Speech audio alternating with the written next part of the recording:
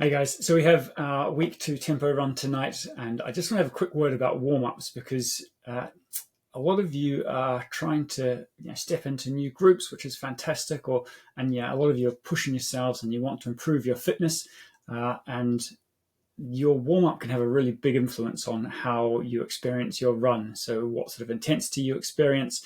I know last week we talked about the group and the etiquette of keeping together as a group. But in order for you to really play your part with ensuring that you show up with a consistent ability on the night, doing a good warm-up will have a big part to play in that. So how does a warm-up help us?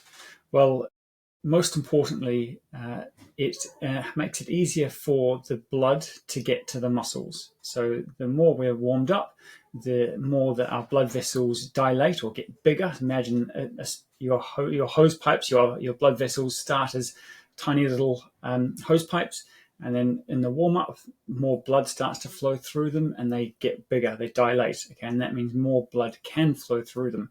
So that is the key thing I think that people underestimate with a warm-up, is that it makes it easier for the oxygen to get to your muscles, and therefore it makes it easier for you to fuel your muscles, and the less chance that the demands of your running, during that main running set, the less chance that the speed and intensity you experience at the start is going to be too much for what your body can supply, or what your lungs and your heart can supply to fuel those muscles.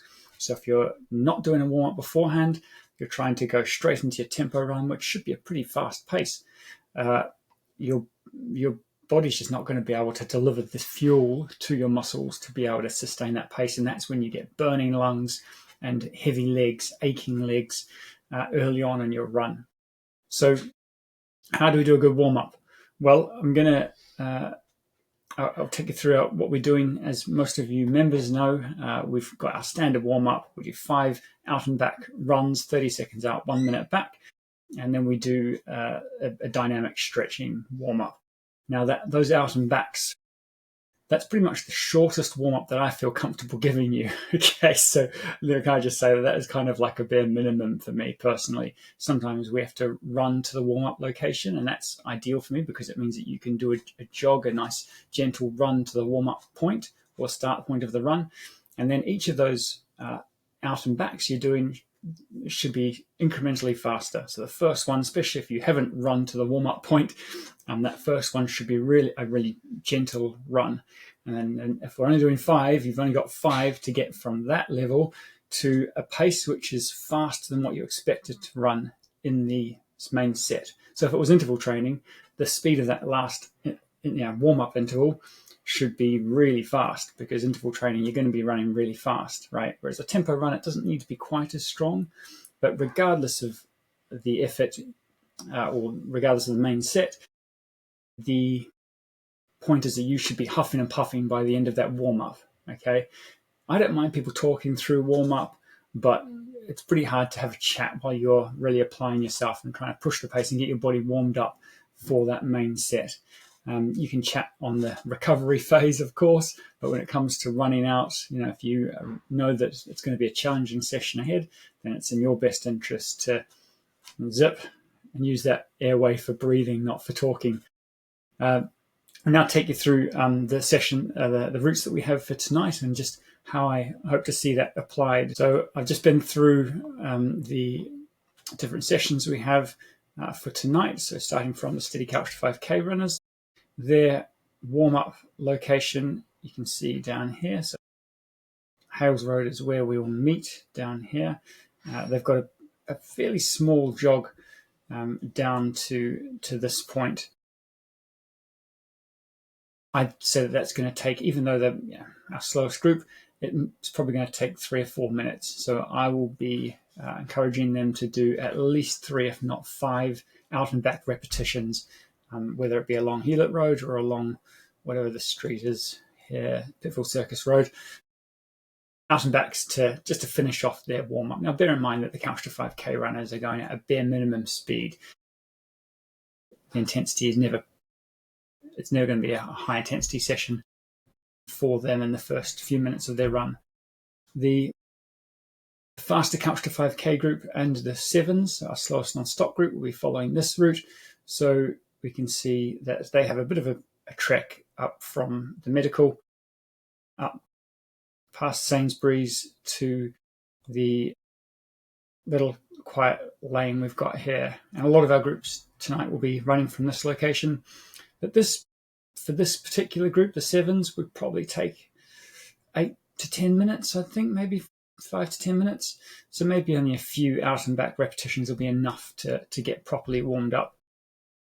The eights have a different warm-up location completely, Pitfall Circus. So you can see this is about 1 kilometre here. Okay, so that is, for most of these members, that's probably going to be enough warm-up, to be honest, especially considering it's a tempo run. The intensity is not as high as the first few reps of interval training session. So I think that will probably be enough warm-up for those guys. The nines, similarly, 1K warm-up. That should be fine for you guys. Just get there. In terms of how you approach that run, because obviously you're going to start off in a group and everyone's going to go at their own pace. And last week I talked about the importance of the group staying together in the main set. But in the warm-up, actually, we want this to be more about you getting what you need. Okay, you're going to regroup when you get to Pitfall Circus, so it's not like you're leaving people behind and you're not going to see them again in the run. But you need, it's possible that some members are doing this for a casual run and that the speed of the tempo run is not particularly high for them, so they don't need to, they might be happy to chat during their warm-up and go quite slow. Whereas if you're looking to use this as a stepping stone to get more speed, then it's in your best interest to run faster. You might want to mention to them, hey, I'll see you at Pitfall Circus, I'm going to do a faster warm-up. They'll understand, and it just means you'll have to wait a bit longer for them to arrive. You could even throw in an extra bit of warm-up if you wanted to, if you know that you're going to get there and it's going to be a minute or two before the rest of the group arrive. But as I say, this is the part of the session where I don't feel like you need to stay as a tight-knit group. The warm-up, it's a very personal thing. You're preparing for a run and to try and put yourself forward in a good state for that run.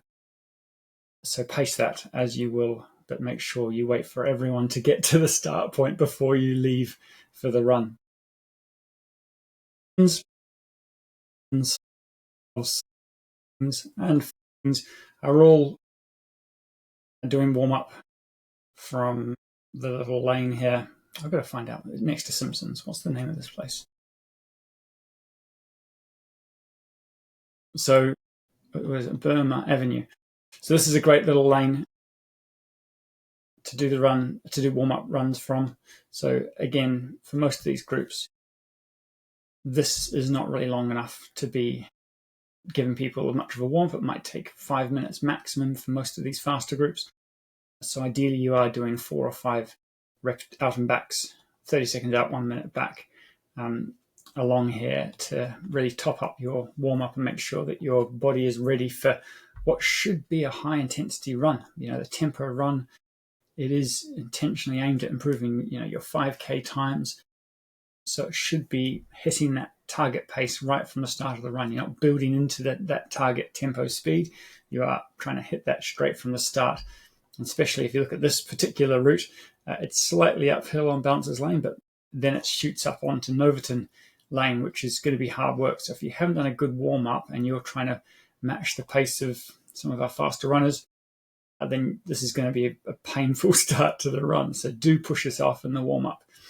I guess that's the overriding message of what I'm trying to get to you here, guys, is I know that a lot of you want to get your run done and get home so you can have dinner or whatever responsibilities you've got. But realistically, none of our runs should take longer than an hour. The longest runs we do on a Thursday night is 45 minutes. 15 minutes before that is plenty of time to do a good warm-up. So if you allow an hour for your workouts on a Thursday night, then you know you're going to get it done. So yeah, please do make the most of the warm-up. It is probably the second biggest influence on whether your body accepts the run that you're giving it, that main set, or whether it really struggles. Okay, the biggest impact is the pacing of the group, whether the group goes off way too fast or whether it starts at the speed that was agreed. and how well that speed is suited to your current ability. But the warm-up is a big one as well. That's no one else's fault. If you don't warm up properly, you can't blame anyone for taking the warm-up too slow or whatever. You have control of the intensity and load of your warm-up. So yeah, please make the most of it. Have an awesome run. I'll see you there.